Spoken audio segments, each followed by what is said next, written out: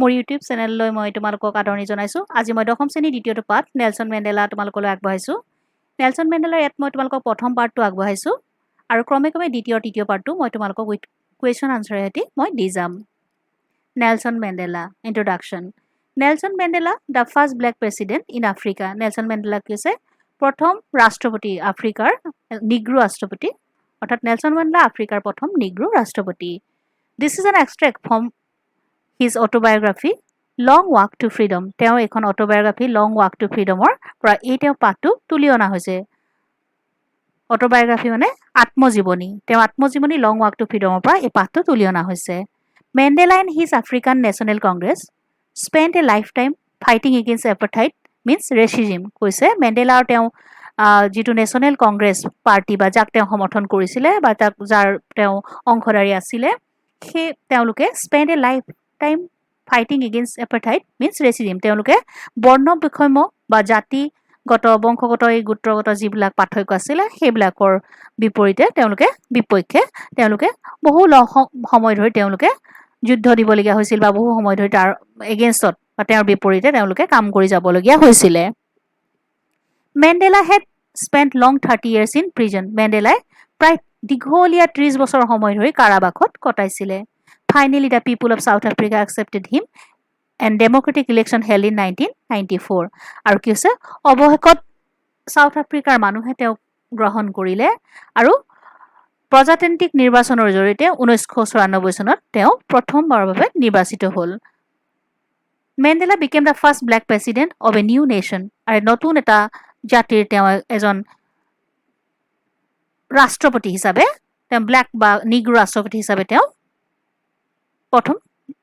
New ৰাষ্ট্ৰপতি হিচাপে প্ৰতিষ্ঠিত হ'ল। Here in this lesson, Mandela speaks about a historic occasion, the inauguration. এই পাঠটোত তেওঁ হিষ্টৰিক ইনগ্ৰেশ্যন অৰ্থাৎ এটা বুৰঞ্জীমূলক বা ঐতিহাসিক এটা আৰম্ভণিৰ কথা তেওঁ বৰ্ণনা কৰিছে। Let us go to the chapters. আমি চেপ্টাৰৰ প্ৰথম পাৰ্টটোলৈ যাওঁ। In this extract from his autobiography, Long Walk to Freedom, Mandela speaks about a historic occasion, the inauguration. অৰ্থাৎ তেওঁ আত্মজীৱনীৰ পৰাই এটা হিষ্টৰিক অকেজন অৰ্থাৎ ঐতিহাসিক এটা দিন তেওঁৰ কাৰণে ইনগ্ৰেশ্যন বা সেই আৰম্ভণি দিনটো, যিদিনাখন তেওঁ এটা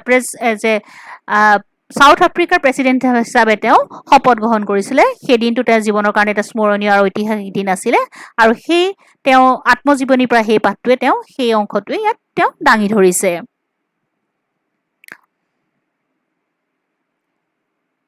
10th May, down bright and clear. 10 তাৰিখ ৰাতিপুৱাটো খুব উজ্জ্বল আৰু সুন্দৰভাৱে আৰম্ভ হৈছিলে। For the past few days, I had been pleasantly besieged by dignitaries and world leaders who were coming to pay their respect before the inaugurations. So, কৈছে 10 মেটো মোৰ জীৱনৰ কাৰণে খুব ধুনীয়া দিন আছিলে, যিদিনাখন নেকি ৰাতিপুৱাটো খুব সুন্দৰ আছিলে, উজ্জ্বল আৰু পৰিষ্কাৰ আছিলে। কাৰণ for the past few days, অলপ দিন ধৰি কি হৈছিলে, I had been pleasantly besieged. মই মোৰ চাৰিওকাষে এনেকুৱা কিছুমান মানুহক লৈ আছিলোঁ মই, ডিগনিটাৰিজ এণ্ড ৱৰ্ল্ড লিডাৰ্ছ, ৱৰ্ল্ড অৰ্থাৎ পৃথিৱীৰ অৰ্থাৎ বিভিন্ন ৰাষ্ট্ৰৰ বিশিষ্ট ব্যক্তিসকল, পলিটিচিয়ানছ বা লিডাৰ্ছবিলাকক লৈ সকলোবিলাক মোৰ চৌকাষত আছিলে। Who are coming to pay their respect, তেওঁলোকে সন্মান জনাবলৈ আহিছিলে বিফৰ দ্য ইনগ্ৰেশ্যন, অৰ্থাৎ এই মোৰ আৰম্ভণি অৰ্থাৎ মোৰ সেই শপত গ্ৰহণ অনুষ্ঠানটোৰ কাৰণে অলপ দিনৰ আগৰে পৰা যেতিয়া প্ৰস্তুতি চলোৱা হৈছিলে, বিভিন্ন দেশৰ বিভিন্ন আন্তৰ্জাতিক কি হৈছে ৰাষ্ট্ৰৰ কি হৈছে লোকসকল, বিভিন্ন ডিগনিটাৰিজ, ডাঙৰ মানুহবিলাক, পলিটিচিয়ানছবিলাক আহি মোৰ চৌপাশে লগত লগ দিছিলেহি। The inauguration would be the largest gathering ever of international leaders on South Africa's soil. আৰু কৈছে চাউথ আফ্ৰিকাৰ মাটিত কি কৈছে এই যে ইনগ্ৰেশ্যন, এই আৰম্ভণি, যে শপত গ্ৰহণ অনুষ্ঠানটো would be the largest gathering, আটাইতকৈ বেছি গেডাৰিং বা মানুহ লগ খাইছিলে বা গোট খাইছিলে। কাৰণ গোটেই all over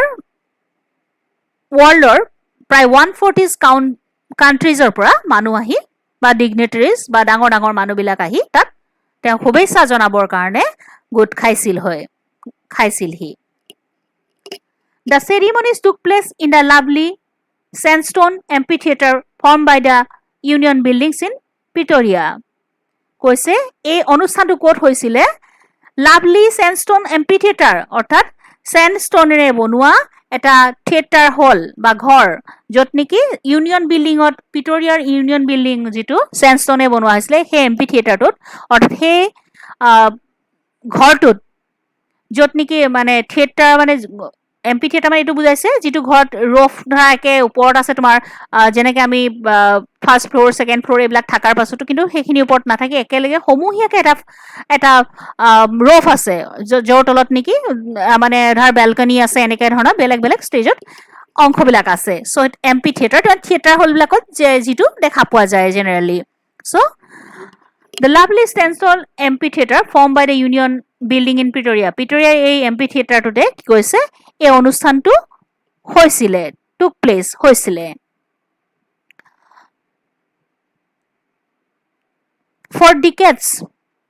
this had been the seat of white supremacy কি কৈছে মানে decades মানে 10 বছৰ বুজায় 10 বছৰ এনেকৈ বছৰ ধৰি আচলতে ইয়াত এইটো হৈছে মিন হৈছে যে এটিবিলাক This had been the seat of white supremacy অৰ্থাৎ white অৰ্থাৎ বগা পিপুল বা ব্ৰিটিছ পিপুল বিলাকৰ সুপ্ৰিমেসি তেওঁলোকৰ শ্ৰেষ্ঠত্বক বুজায় তেওঁলোকেই শাসন ভাৰত আছিলে অৰ্থাৎ ইমান দিনে অৰ্থাৎ হে ব্ৰিটিছ বা হে হোৱাইট স্কিন পিপুল বিলাকে সাউথ আফ্ৰিকাত আটাইকে শাসন কৰি আছিলে ইমান যুগ ধৰি মানে 10 ডিকেড মান 10 বছৰক বুজায় যুগ ধৰি বুলি মিন কৰিছে And now it was the site of a rainbow gathering of different colors and nations for the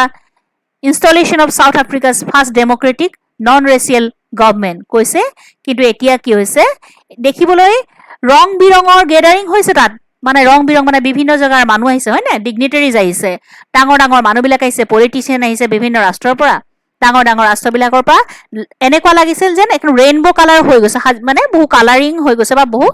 লোকৰ কাৰণে দেখিবলৈ ধুনীয়া হৈ গৈছে of different colors and nations for installation of South Africa's first democratic non-racial government আৰু এইবিলাক কিহৰ কাৰণে লগ গুট হৈছে কিহৰ কাৰণে গেদাৰিংটো হৈছে কিহৰ কাৰণে মানুহখিনি লগ লাগিছে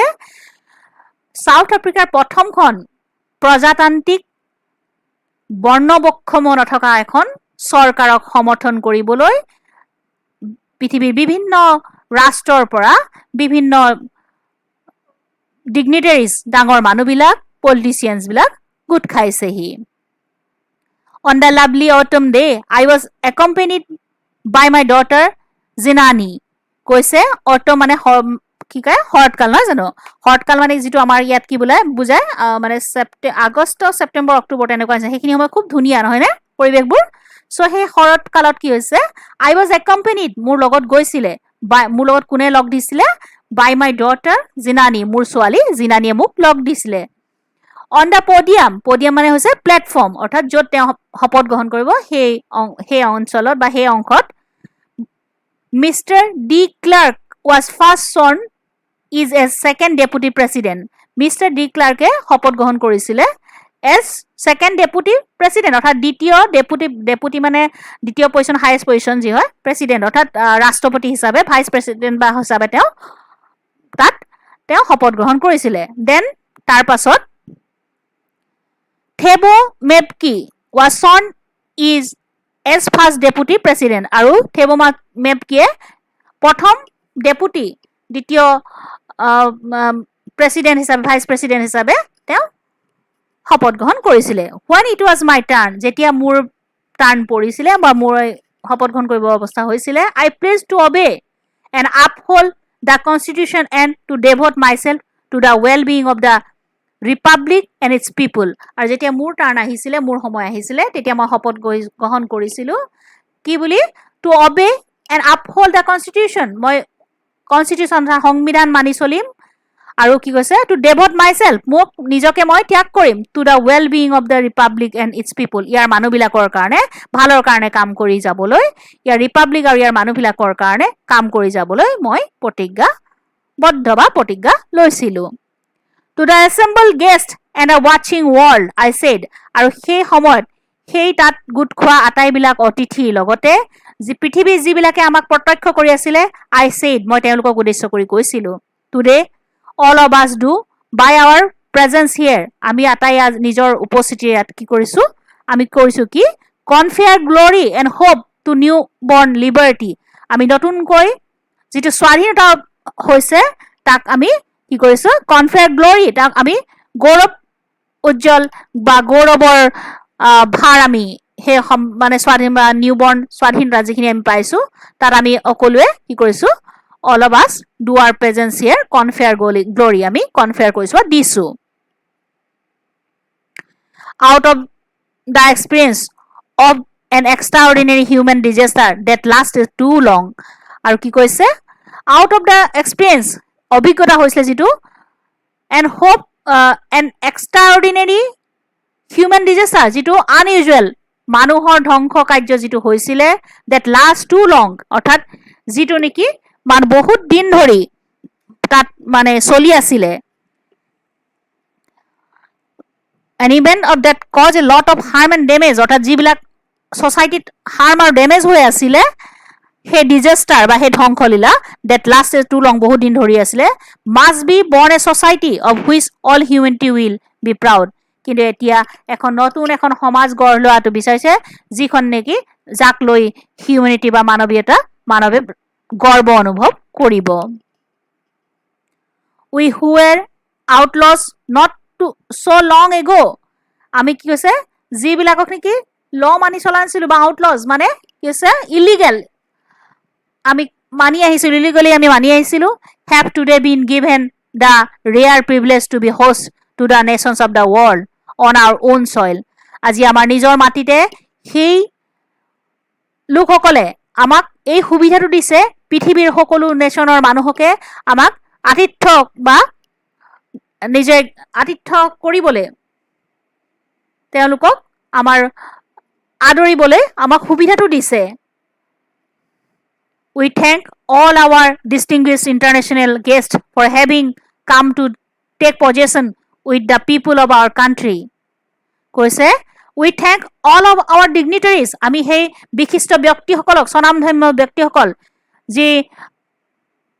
ইণ্টাৰনেশ্যনেল গেষ্ট আৰু বাহিৰৰ পৰা অহা আন্তঃৰাষ্ট্ৰীয় অতিথিবিলাকক, for having come to take possession, ইয়ালৈ আহি অংশগ্ৰহণ কৰাৰ কাৰণে, with the people of our country, আমাৰ মানুহখিনিৰ লগতে, of what is after all a common victory for justice, for peace and for human dignity, অৰ্থাৎ সেই মানুহখিনিক আমি ধন্যবাদ জনাইছোঁ, যিবিলাক মানুহে বা বিশিষ্ট ব্যক্তিয়ে, আন্তঃৰাষ্ট্ৰীয় অতিথিয়ে আমাৰ দেশলৈ আহি আমাৰ মানুহখিনিৰ লগতে ন্যায়, শান্তি আৰু মানুহৰ ডিগনিটিৰ কৰ্মৰ এই সময়ত বা ভিক্তি বা জয়ৰ সেই সময়ত আমাক লগ দিয়াৰ কাৰণে সেই বিশিষ্ট ব্যক্তিসকলক আমি ধন্যবাদ জনাইছোঁ।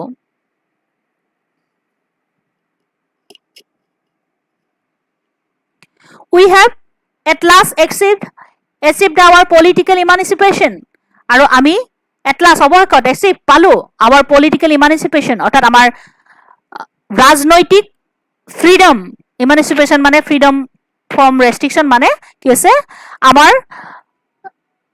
ৰেষ্ট্ৰিকশ্যন বান্ধোনবিলাকৰ পৰা আমি, পলিটিকেল যিবিলাক বান্ধোন আছিলে তাৰ পৰা আমি মুক্ত হ'লোঁ, চ' আমি এট লাষ্ট আমাৰ পলিটিকেল ৰেষ্ট্ৰিকশ্যনৰ পৰা মুক্তি পালোঁ। We pledge ourselves to liberate all our people from the continuing bondage of poverty, deprivation, suffering, gender and other discrimination. We pledge ourselves, আমি প্ৰতিজ্ঞাবদ্ধ, আমি নিজকে প্ৰতিজ্ঞাবদ্ধ, আমি প্ৰতিজ্ঞা লৈছোঁ, to liberate all our people, আমাৰ সকলো মানুহকে স্বাধীন কৰিবলৈ, from the continuing bondage of poverty, অৰ্থাৎ দাৰিদ্ৰতাৰ সেই কণ্টিনিউছ বন্দেজৰ পৰা বা বান্ধোনৰ পৰা মুক্ত কৰিবৰ কাৰণে, ডিপ্ৰাইভেশ্যন বঞ্চিতকৰণৰ পৰা,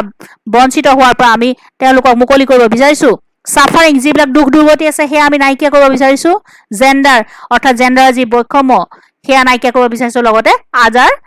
ডিছক্ৰিমিনেশ্যন, আৰু অন্যান্য বৈষম্য যিবিলাক আছে সেইবিলাকৰ পৰা আমি আটাইকে মুক্ত কৰিবলৈ প্ৰতিজ্ঞাবদ্ধ হৈছোঁ বা প্ৰতিজ্ঞা লৈছোঁ। Never, never and never again shall it be that This beautiful land will again experience the oppression of one by another. কি কৈছে যে নেভাৰ নেভাৰ এণ্ড নেভাৰ অৰ্থাৎ কেতিয়াও আৰু নহয় নহয় আৰু নহয় বুলি কৈছে ইন দিছ বিউটিফুল লেণ্ড এই ধুনীয়া ঠাইডোখৰত will again experience the operation of one by another এটাই আনটোক দমাই ৰখা এটা আনটোৰ ওপৰত কৰা হাৰ্ছ বিহেভিয়াৰ বা দমন বা অত্যাচাৰ আৰু ভৱিষ্যতৰ প্ৰজন্মই আৰু এই অত্যাচাৰ ভোগ কৰিবলগীয়া নহয় The sun shall never set on so glorious a human achievements. আৰু সূৰ্য ইমান এটা গৌৰৱোজ্জ্বল মানুহৰ প্ৰাপ্তিত সূৰ্য shall never set on. সূৰ্য যেন কেতিয়াও মাৰ নাযায় অৰ্থাৎ সূৰ্যহম উজ্জ্বলতাৰে সেই গ্লৰি বা সেই মানে সেই এচিভমেণ্ট যিবিলাক মানুহে প্ৰাপ্তি কৰিছে সেয়া উজ্জ্বলি থাকিব Let freedom region God bless Africa. আহা কি কৈছে শান্তি ফ্ৰীডম মুক্তিয়ে আমাক শাসন কৰক অৰ্থাৎ মুক্ত মনে আমি শাসন কৰিব পাৰো বা আমি শাসিত হওঁ বা মুকলি মনৰ হওঁ গড ব্লেছ আফ্ৰিকাক ভগৱানে দয়া কৰক oral comprehension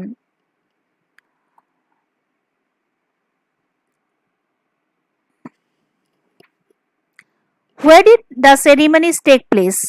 Can you name any public building in India that are made of sandstone? এই চেৰিমনি ক'ত হৈছিলে বাৰু তোমালোকে স্যান্ডষ্টোনেৰে বনা আমাৰ ইণ্ডিয়া বা ভাৰতবৰ্ষত কোনো বিল্ডিং আছেনে কেন ইউ নেম তোমালোকে নাম ক'ব পাৰিবানে আনসাৰ উত্তৰ The ceremonies took place in the lovely sandstone amphitheater formed by the Union Building in Pretoria. কৈছে এই চেৰিমনি অৰ্থাৎ এই অনুষ্ঠানটো ক'ত হৈছিলে lovely sandstone amphitheatre Union Building প্ৰিটৰিয়াৰ ইউনিয়ন বিল্ডিং যিটো ধুনীয়াকৈ স্যান্ডষ্টোনে বনোৱা হৈছিলে যিটো এম্পিথিয়েটাৰ থিয়েটাৰ হল য'ত ঘৰ আছিলে তাতে এই চেৰিমনি বা এই অনুষ্ঠানটো হৈছিলে বা অনুষ্ঠিত হৈছিলে Some of the public building in India that made of sandstone are in New Delhi, the Rashtrapati Bhavan, the Parliament House, the Supreme Court of India, and Madras High Court in Chennai, etc.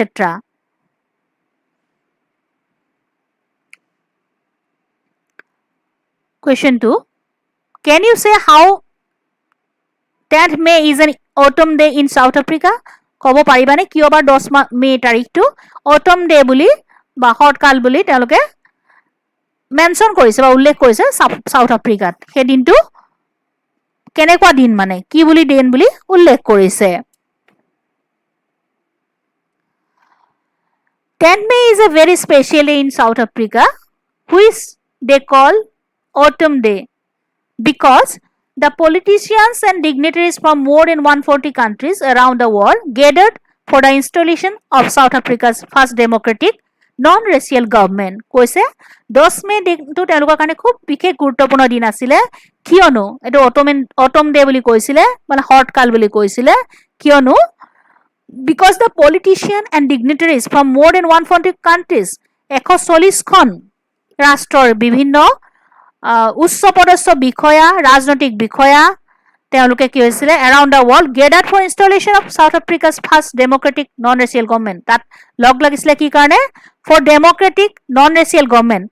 democratic প্ৰজাতান্ত্ৰিক non-racial অৰ্থাৎ বৰ্ণ বৈষম্য নথকা এখন government প্ৰতিষ্ঠা হৈছিলে আৰু সেইদিনাখন কি হৈছিলে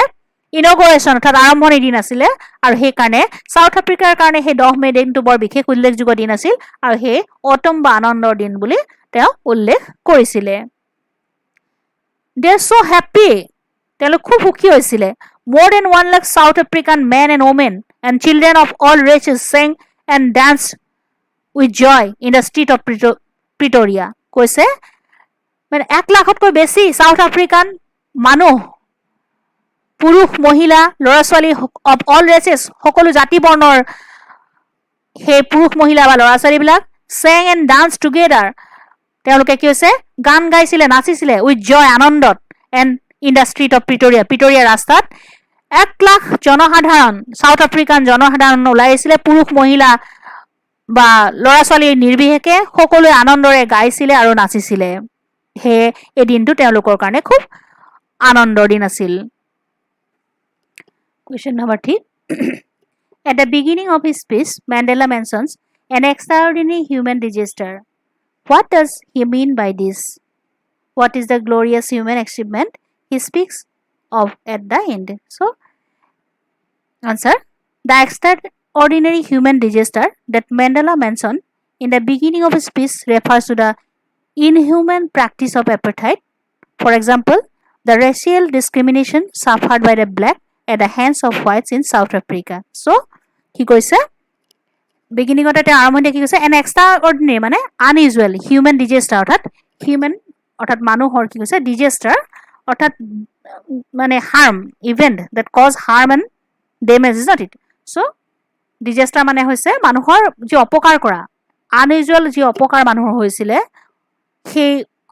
অপকাৰটোৰ কথা কৈছে that Mandela mention in the beginning of his speech refer to the inhuman practice of apartheid আৰু সেই যে অপকাৰটো মানুহৰ হৈছে সেইটো কিহৰ কাৰণে হৈছিলে কৈছিলে মানুহৰ ইনহিউমেন প্ৰেক্টিছ অফ এপাৰথাইড অৰ্থাৎ বৰ্ণ বৈষম্যৰ কাৰণে যিটো ডিজাষ্টাৰ মানুহৰ মাজত যিখিনি ডেমেজ যিখিনি লছ হৈছিলে বা যিখিনি অপকাৰ হৈছিলে মানুহৰ সেইখিনি কথা কৈছে for the racial discrimination suffered by the black at the hands of white in South Africa অৰ্থাৎ চাউথ আফ্ৰিকাত সেই হোৱাইট পিপুলবিলাকৰ কাৰণে কি হৈছে ক'লা নিগ্ৰো মানুহবিলাকে কি হৈছে যিটো বৰ্ণগত বৈষম্য ভোগ কৰিবলগীয়া হৈছিলে তাৰ কাৰণে কষ্ট পাবলগীয়া হৈছিলে বা ডিফাৰেঞ্চ যিটো তেওঁলোকে ভোগ কৰিবলগীয়া হৈছিলে সেইটো কথা তেওঁ মেনশ্যন কৰিছে বা উল্লেখ কৰিছে What is the glorious human achievement he speaks of at the end? The glorious human achievements that Mandela spoke at the end refers to the establishment of South Africa's first democratic non-racial government. কৈছে সেই গ্লোৰিয়াছ সেই গৌৰৱোজ্জ্বল achievement যিটো মানুহে পাইছিলে সেইটো কৈছে মেণ্ডেলাই যিটো কৈছিলে এট দ্য এণ্ড কৈছে the establishment of South Africa's first democratic non racial government অৰ্থাৎ চাউথ আফ্ৰিকাৰ মাটিত প্ৰথমটো প্ৰজাতান্ত্ৰিক আৰু বৰ্ণ বৈষম্যহীন চৰকাৰ যি গঠন হৈছিলে তাৰ কথাই মেণ্ডেলাই গৌৰৱোজ্জ্বল প্ৰাপ্তি বুলি কৈছিলে Question 4. What does Mandela thank the international leaders for? Mandela পৰা international leaders লক কিহৰ কাৰণে ধন্যবাদ জনাইছিলে Mandela felt privileged to be the host to the nations of the world. Mandela কি হৈছে পৃথিৱীৰ সকলোবিলাক আন্তঃৰাষ্ট্ৰীয় বা ৰাষ্ট্ৰৰ কি হৈছে নেতাবিলাক বা ডাঙৰ মানুহবিলাকক কি হৈছে আদৰিবলৈ পায় গৃহস্থ হিচাপে আদৰিবলৈ পোৱা তেওঁ খুব সুবিধা মানে তেওঁ আনন্দিত হৈছিলে He thanked all the international leaders that present in the inauguration day. তেওঁ সকলোবিলাক ইণ্টাৰনেশ্যনেল ডিগনিটাৰিজ বা লোক বা